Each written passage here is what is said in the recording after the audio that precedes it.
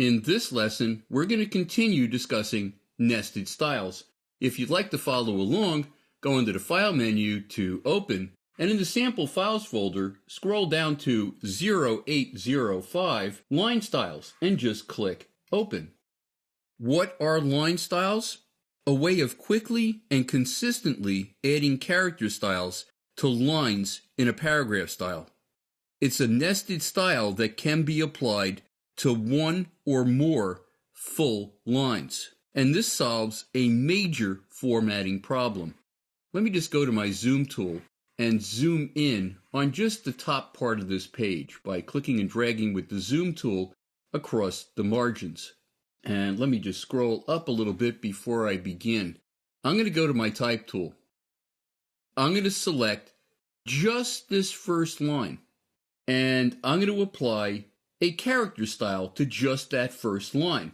Go to my character styles, and I'm going to apply red bold caps. Unfortunately, it went down to the next line because this formatting takes up much more room in the width. Well, if I wanted it to only be the first line, I would have to select where it went down to the second line and click on None. Well, that's not that hard, but imagine doing that in a very long document where you have bold lead-ins that are supposed to be confined to just the first line of a paragraph. Could take quite a bit of time, especially if there's copy changes. What if I were to add some words in here? Well, it went back down onto that second line again. Let me undo all this. I'm going to hit Command or Control Z several times to get rid of that formatting that I just did.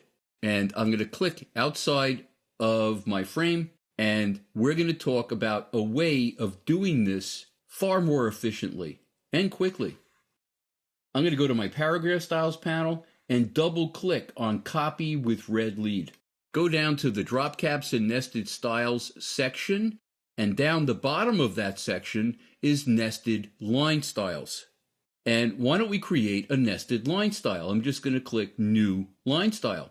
What character style do I want to apply? I'm going to click down on the character style pop-up, and I'm going to choose red bold caps for one line. Well, let's move this out of the way and see if it's working, and it's not until I click off of that listing. So that seems like a simple solution, but let's see how well it works. I'm going to click OK. And what happens if I edit the copy? Maybe I'll select a couple of words in the beginning of that second paragraph and just hit delete. Let me delete a little bit more. And you can see as words start coming up onto that first line, they become red bold caps.